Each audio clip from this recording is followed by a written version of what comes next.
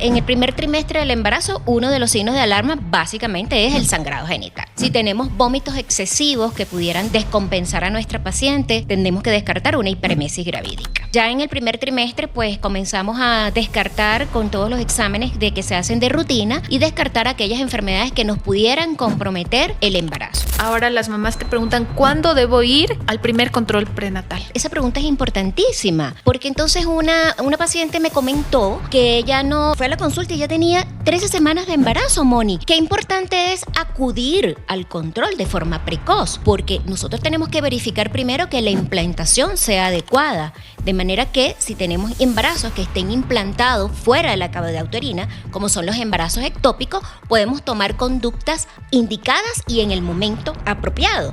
Entonces, no es que no, yo voy a ir cuando ya el bebé esté más grande. Entonces, acudir a un primer control prenatal 3-4 meses después no es lo adecuado. Bienvenidos a Atlas Podcast. Yo soy la doctora Mónica Astudillo, ginecóloga obstetra, médico materno fetal. Hoy vamos a hablar de un tema importantísimo que es una de las etapas más importantes del embarazo y a la vez puede haber un cierto desconocimiento. El primer trimestre del embarazo. Pues son los primeros 3 meses y las 12 semanas de gestación donde se dan muchísimos cambios, donde todo empieza a formarse, sus órganos, su cabecita, su cerebro, sus riñones. Vamos a resolver dudas porque esto puede generar incertidumbre en las mamás. Y para resolver estas dudas, desmitificar, nos acompaña la doctora Ruth Castañeda, ginecóloga obstetra. Bienvenida, Ruth. Gracias. Para mí es un placer estar acá y compartiendo este tema tan importante como lo es el primer trimestre del embarazo. Hoy vamos a recorrer 4 bloques juntas, Ruth. ¿Qué pasa con el cuerpo de la mamá en el primer trimestre? ¿Qué ocurre con el desarrollo del bebé en estas 12 primeras semanas de gestación?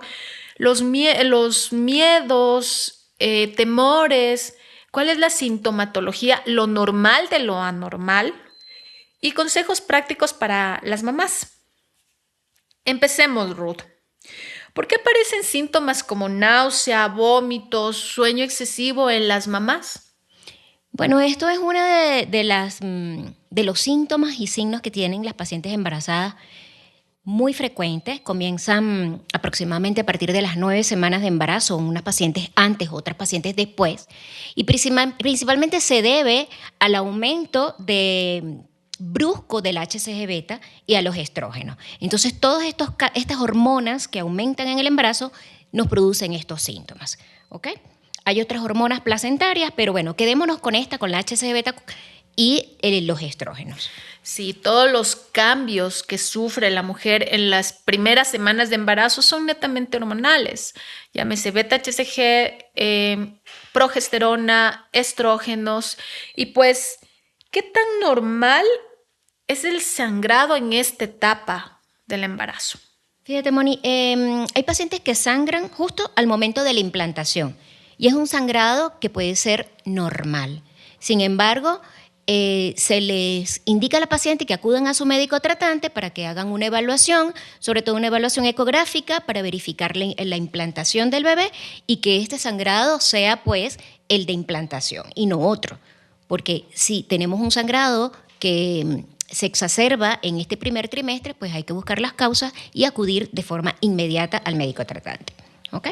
Es muy importante, sí, aclarar mucho esto, que estar frente a un sangrado de implantación, que es un sangrado escaso, que puede confundirte con una menstruación en aquellas mujeres que no buscan embarazo, y el sangrado por una amenaza de aborto, que puede ser causada por infecciones, por una disminución de la producción de progesterona, entre otras causas. Y ahí vamos a hablar de los signos de alarma que nosotros a nuestras pacientes en el consultorio les damos. ¿Cuáles son? Claro, por ejemplo, en el primer trimestre del embarazo, uno de los signos de alarma básicamente es el sangrado genital, ¿ok? Si tenemos vómitos excesivos que pudieran descompensar a nuestra paciente y tendremos que descartar una hiperemesis gravídica, ¿ok? Ya en el primer trimestre, pues comenzamos a descartar con todos los exámenes de que se hacen de rutina y descartar aquellas enfermedades que nos pudieran comprometer el embarazo. por supuesto, en la historia clínica, sus antecedentes personales, sus antecedentes familiares, y de ahí orientar a todas aquellas patologías que pudieran complicarnos el embarazo y explicarle a la paciente cuáles son los síntomas que le deben hacer acudir a la consulta de emergencia. Por supuesto, el control prenatal debe ser regular, periódico, entonces no es que hoy me provoca ir, en la próxima consulta la vamos a planificar en 3 meses. No, la consulta debe ser cada 4 semanas o cuando tu médico especialista te indique alguna evaluación especial, como son los ecos especiales, que en algún momento tocaremos eso, no sé si en este POTS o en otro. Claro que sí. Y aquí es súper importante aclarar que el control prenatal, ahora las mamás te preguntan, ¿cuándo debo ir al primer control prenatal? Fíjate que esa pregunta es importantísima, porque entonces una paciente me comentó que ella no fue a la consulta y ya tenía 13 semanas de embarazo, Moni. Entonces, qué importante es acudir al control de forma precoz, porque nosotros tenemos que verificar primero que la implantación sea adecuada, de manera que si tenemos embarazos que estén implantados fuera de la cavidad uterina, como son los embarazos ectópicos, podemos tomar conductas indicadas y en el momento mejor apropiado. Entonces, no es que yo voy a ir cuando ya el bebé esté más grande, no, porque no solamente es el diagnóstico de embarazos ectópicos oportunos, sino todas las ecografías que se deben hacer en el momento oportuno. Entonces, acudir a un primer control prenatal 3-4 meses después no es lo adecuado. Así es. Y por lo tanto, en un mundo ideal sería, valga la redundancia, lo ideal, hacer una consulta preconcepcional. Por supuesto. Planificar el embarazo. Pues, ¿por qué? Porque esto me permite detectar, diagnosticar enfermedades que pueda tener la mamá y que me puedan luego conllevar a un embarazo de alto riesgo, a complicaciones, pues en la gestación, en el parto. 2, si te enteras que estás embarazada, ir a tu ginecólogo, pues muy bien lo dijo Ruth, determinar que el embarazo está bien, que está bien ubicado, determinar la vitalidad fetal, determinar cuántos bebés son, que todo esté bien, realizar exámenes y también dar suplementos. Suplementos, el ácido fólico, que es un oligoelemento, pues, que nos ayuda y disminuye el riesgo de malformaciones a nivel del sistema nervioso central, espina bífida, una fisura nasopalatina, entre otras, que es importantísimo que tomen. El hierro también en pacientes que tienen anemia. ¿Y qué hábitos saludables? Porque también eso es importante y va a marcar realmente algo crucial para disminuir, siempre en prevención, disminución de complicaciones tanto en la gestación, en toda la gestación como en el parto. ¿Qué consejos saludables les darías a las pacientes? Es que ahorita actualmente se habla, Moni, en la consulta preconcepcional, en la evaluación preconcepcional, ya las pacientes empiecen a mejorar sus hábitos nutricionales, el consumo del ácido fólico preconcepcional, ejercicios. Recuerden que el embarazo va a haber una sobrecarga, va a haber un aumento de peso, entonces preparemos nuestro cuerpo para esta etapa. Entonces, no se habla no solamente de los hábitos saludables durante el embarazo, sino inclusive antes de lograr la concepción. Y no solamente de la paciente, sino de la pareja, donde deben evitar el cigarro, el alcohol, el consumo de droga, para que el óvulo y el espermatozoide, que son los elementos pues, para el embarazo, vengan en las mejores condiciones. Entonces, no hablamos solamente de hábitos saludables durante el embarazo, sino inclusive preconcepcionales. Es importantísimo. Bueno, ahora vamos a hablar del protagonista, el bebé. Ruth, ¿qué ocurre en el desarrollo del bebé en estas primeras 12 semanas de gestación? Fíjate, estas 12 primeras semanas son las más importantes. ¿Por qué? Porque el bebé se forma totalmente en estos 3 primeros meses. Y es muy lindo ver a las pacientes cuando acuden a su consulta y acuden a la primera consulta donde ven apenas un saquito gestacional, una bolsita, y vuelven a los 15 días para ya verificar la presencia del embrión con latido cardíaco y ya ven como una especie de arrocito con latido cardíaco, y es impresionante cómo las pacientes ya se van emocionalmente involucrando con su embarazo. Entonces, es importante la consulta prenatal para que la paciente vaya viendo su bebé y viendo que la formación de este bebé sea la adecuada. Ya cuando llegamos a las 12 semanas, pues el bebé está totalmente formado. Podemos ver un bebé con su cabecita, su cuerpito, sus manitos, sus 5 deditos inclusive. Y es muy lindo, de verdad, ver la emoción de la paciente, de la familia, disfrutar esta ecografía. Por supuesto, el médico disfruta con el paciente, pero nosotros también estamos involucrados con la ecografía, ver las malformaciones, aquellos signos de alarma que nos puedan pues hacer pensar en una patología. Mientras ellos disfrutan su ecografía, nosotros la disfrutamos con ellos, Pues. pero nosotros estamos concentrados en evaluar en ese bebé todos esos signos que nos hagan pensar en patologías del bebé. Ruth, cuéntanos de algún caso que te venga a la mente, algo especial, justamente en el control prenatal o cuando das la noticia de un embarazo, que todo está bien, algo que te venga a la mente en este momento. Uy, Dios mío, yo creo que lo más impactante ha sido una paciente que tenía un embarazo gemelar y, o sea, había tenido un embarazo gemelar, tuvo 2 bebés y acudió a su consulta por un segundo embarazo. Y fue impresionante tanto para ella como para mí decirles que en esta oportunidad no era 1 ni 2, eran 3. Y eso lo vemos en ecografía ya, pues, una ecografía ya a las 8 semanas podemos ver claramente la vitalidad de 3 embriones, 3 latidos cardíacos y podemos dar la noticia. Entonces, para mí... Qué felicidad y qué estrés sí, también. Y qué estrés también. Por supuesto. Bueno, cuando llegan las pacientes, voy a hablarlo en modo personal, llegan las pacientes a mi consultorio con una prueba de embarazo casera positiva, ansiosas, temerosas, felices. Es importante explicarles, yo siempre les hago un dibujito porque es importante que entiendan que semana a semana se va desarrollando ciertas estructuras del bebé. ¿Y qué es lo que vamos a ver en la ecografía? Porque la ecografía es la que a nosotros nos va a confirmar justamente que el bebé esté bien, que el bebé esté, la frecuencia cardíaca, los latidos cardíacos, el número de bebés. Entonces, siempre les hago un dibujito y pido siempre disculpas porque no puedo dibujar, siempre luego por eso soy médico, y les dibujo y les indico a qué semana yo voy a ver el saco gestacional, a las 4 semanas. ¿Qué voy a ver a la 5ª semana? Como es la vesícula, el saco gestacional, la vesícula vitelina, de pronto el botón embrionario, vamos a ver cómo late, pero no escuchamos. Más de las 5.5 semanas, escuchar la frecuencia cardíaca y a verlo al bebé en una forma de camarón, en una forma de C, el saco vitelino, donde nosotros ya podemos decir, tiene todas las estructuras que para la edad gestacional están. Deberían estar. Exacto. Entonces, a las 12 semanas, que es importantísimo, por eso es importante, sí, te enteras que estás embarazada, ve a tu control prenatal, te van a solicitar exámenes para determinar cómo inicias tu embarazo, para determinar o detectar patologías o enfermedades como anemia, como diabetes, que pueden a la larga complicar tu embarazo.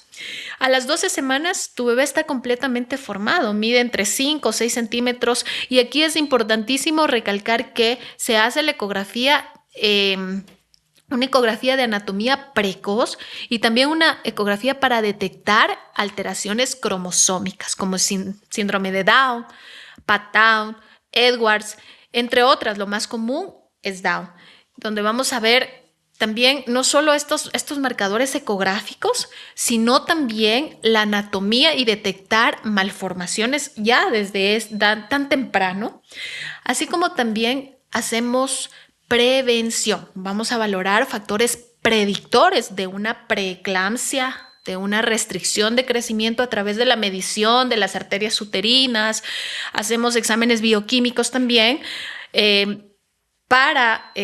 como factor predictor de preeclampsia y dependiendo de los factores o los antecedentes de la mamá, también medir el cuello del útero.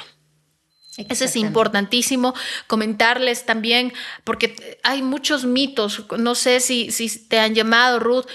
Doctora, tengo que hacerme una radiografía. Me mandó el dentista a hacerme una radiografía y no quiero. Me quieren hacer un procedimiento en dientes y no puedo porque estoy embarazada, estoy en mi primer trimestre. Esto es súper importante derrumbar este mito. ¿Qué tan cierto es que yo no puedo hacerme una radiografía en el primer trimestre? No, sí se puede realizar. ¿ok? Una sola radiografía, 2 radiografías, no le van a hacer daño al bebé. Este es igual cuando te llaman, doc, voy de viaje y entonces no quiero pasar por la máquina detectora de metales cuando estamos en el aeropuerto. O sea, es impresionante la cantidad de pacientes que llaman por estos mitos, no les va a hacer daño al bebé. Sin embargo, los odontólogos cuentan con sus petos protectores de plomo para pacientes embarazadas. Lo pueden solicitar si ustedes sienten angustia para realizarte ese estudio radiológico, sin embargo entiendan que esto no les va a producir ningún daño a tu bebé. Entonces, recalquemos que la dosis de radiación cuando te realizas una radiografía de tórax, de abdomen, cabeza, genera muy poquita radiación y no va a causar daño a tu bebé, porque para causar daño hay dosis mayor a 200 miligramos. Entonces, no, una radiografía te da 0,001 de miligramos, entonces no le va a hacer daño y esto no puede retrasar tratamientos que pueda hacerse la paciente. Y que puedan complicar el embarazo, además. Por supuesto. Otro mito es, si me siento bien, no hace falta ir al médico. Cuéntame, ¿qué piensas acerca de eso? No. Definitivamente que eso no solamente ocurre en la parte obstétrica, sino en la parte ginecológica, pero es sumamente importante que la embarazada entienda que independientemente de que no sienta ningún síntoma, debe acudir a su control. Y la única forma de saber si el bebé está bien es haciendo la ecografía. Entonces, no tengan miedo de hacerse su evaluación ecográfica, porque es la única forma de evaluar cómo está el bebé, ¿ok? Tenemos la ventaja de que estamos en un país donde los médicos especialistas pues tenemos la ecografía y podemos evaluar a nuestro bebé. Si estuviéramos, por ejemplo, en Estados Unidos, en Europa, son estudios sumamente costosos y prácticamente se plantean 3 ecografías en todo el embarazo. Acá tienen la oportunidad de ver el crecimiento, la formación y disfrutar emocionalmente todo este proceso del embarazo. Entonces, aprovechen su control prenatal, disfruten su embarazo y aprovechen que sus médicos especialistas pueden hacerle la ecografía. También, yo creo que es súper importante decirles a las mamás, hablar hacia las familias de las mamás embarazadas que el acompañamiento, la contención es importantísimo. Es súper importante que la madre, que la mujer embarazada vaya acompañada, no solo de su esposo, claro, su familia, porque son momentos únicos donde tú ves el desarrollo de tu bebé semana a semana, mes a mes, cómo va creciendo y todos los cambios que va teniendo. Y también para ayudarle o explicar también a la familia lo normal de lo anormal. Y dentro de estos hay varios miedos, temores de las mujeres embarazadas. ¿Hasta qué punto las náuseas y el vómito pueden llegar a ser normales? Fíjate, lo que es las náuseas y los vómitos del embarazo es algo totalmente normal. Sin embargo, hay situaciones donde hay otras hormonas placentarias que pueden llevar a que sean vómitos excesivos y está descrito pues que más adelante pudieran complicar el embarazo con desprendimiento de placenta, partos prematuros, cuando se prolonga mucho más del momento que es el primer trimestre y no se le indica ningún tratamiento. Entonces, eso sería como lo más grave en lo que le llamamos la hiperemesis gravídica. Sin embargo, pues puede llegar a producir a nivel de la salud de la mamá, porque la mamá no come, se puede deshidratar, traer problemas alimentarios. Entonces, sí puede producir pérdida de peso, inclusive los primeros 3 meses hay veces que pacientes que acuden porque no ganan peso, sino más bien pierden peso. Entonces, el médico está en capacidad de decir en la evaluación, bueno, mira, esto es normal, ya aquí ya tenemos que hospitalizar, tenemos que colocar medicamentos y tenemos que tomar otras acciones más agresivas, ¿no? Sin embargo, las náuseas, los vómitos del embarazo, se le pueden colocar tratamientos, aparte de utilizar, digamos, medidas naturales, ¿verdad? Que ya las podemos comentar, pero como somos médicos, vamos a hablar de las medidas médicas. Medicamentos como es la doxilamina con la piridoxina, que no le va a producir ningún daño al bebé, que está aprobado por la FDA y que va a mejorar los síntomas de las náuseas y los vómitos en el embarazo. Entonces, como para resumir, si tú tienes náuseas y que llegan al vómito 10 veces al día, que te deshidratas o si hay algún disminución de peso mayor al 10%, tienes que acudir a tu ginecólogo. Tienes que llamarle a tu ginecólogo porque probablemente podemos estar hablando de una hiperemesis gravídica, que tú muy bien lo dijiste. ¿Qué consejos le podemos dar a las mamás que han tenido un aborto previo? Uno o varios abortos claro, previos. Mira, fíjate, Moni, eso es súper frecuente, ¿ok? De hecho, está descrito que del 70 al 80% de las pacientes que logran embarazo pueden perder el embarazo y muchas veces sin darse cuenta. ¿Por qué? Porque de repente tienen un retraso menstrual, no acuden y comienza un sangrado y ya, el paciente lo asume que es una menstruación. Pero está descrito que muchos de los productos, entre el 67 y el 70%, pueden venir con algún problema cromosómico que produce la pérdida espontánea del embarazo. ¿Okay? Ahora, en aquellas pacientes que logran hacer el diagnóstico de embarazo y tienen 2, 3 pérdidas, por supuesto, deben acudir al especialista para que se haga una evaluación mucho más completa de cuáles son los motivos por los cuales se están produciendo la pérdida del embarazo. Si está descrito que el mayor porcentaje se deben a problemas de cromosopatía, hay otras patologías que nos pueden conllevar al aborto, como por ejemplo el síndrome de anticuerpos antifosfolípidos, algún problema materno, ¿verdad? Hipertensión arterial, diabetes, o sea, una patología de base materna, de manera que el médico pueda pues corregir en la medida de lo posible, lograr estar en la mejor en su condición de salud para planificar un nuevo embarazo. Pero no desesperarse, sino que acudir a su médico tratante para que le hagan todas sus evaluaciones. Y bueno, mire, ya después viene el segundo paso, acudir a un especialista de fertilidad para que investigue otras causas que puedan estar provocando esos abortos. Así es. Entonces, un embarazo no es igual al anterior.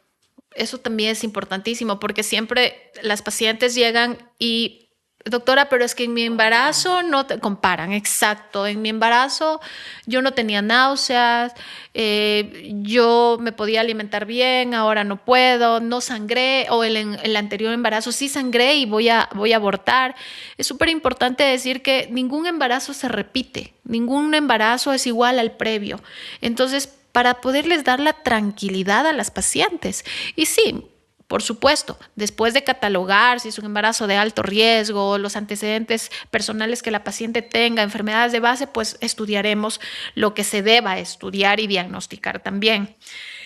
¿El estrés y las emociones, Ruth, pueden afectar al desarrollo, al crecimiento del bebé en esta etapa? Fíjate, eso no está demostrado científicamente, ¿no? Más sin embargo, esto es una etapa muy especial de la vida de la mujer, así que tienen que disfrutarla y los familiares, como bien dijo Mónica, acompañarlas. Esto también mejora, eso seguramente lo hablaremos después, los resultados al final del embarazo, evitar la depresión posparto y forma parte este acompañamiento de la familia para que esta paciente disfrute de su embarazo y tengamos un final feliz. Así es. Es normal sentir miedo a perder el bebé, claro, que no se desarrolla adecuadamente. Sin embargo, la información, los controles prenatales y el acompañamiento médico, pues te van a dar toda la tranquilidad y te van a explicar cómo va paso a paso tu embarazo. Exacto. Eso que tú dices, Mónica, es súper importante porque las pacientes lo refieren mucho en la consulta. Doc, mi bebé viene bien, voy a perder a mi bebé. Entonces, el acompañamiento médico con información médica es muy importante. Hoy hemos aprendido que en un embarazo hay tantos cambios en la mamá dado por alteraciones hormonales y que lo increíble que es la naturaleza, desde una célula, el encuentro del espermatozoide, el óvulo, la división, la formación del cigoto, mórulo, blastocisto, la implantación y posteriormente la formación del bebé como tal. Ya un ser que tiene órganos, que tiene piernitas, manitos, es increíble, ¿no? Ruth, para finalizar, cuéntanos, dinos o danos un consejo para las mamás que están atravesando esta etapa tan importante del primer trimestre del embarazo? Bueno, definitivamente el primer consejo es prepararse para el embarazo a través de su consulta preconcepcional y apenas tengan esa prueba de embarazo positiva, acudan a su médico de confianza para que inicie un control prenatal oportuno y se puedan llevar a cabo y hacerse en su momento los exámenes de laboratorio, las ecografías especiales y, por supuesto, confíen en sus médicos. Ya basta de segunda, terceras opiniones. Confíen en sus médicos para que este embarazo tenga un final feliz.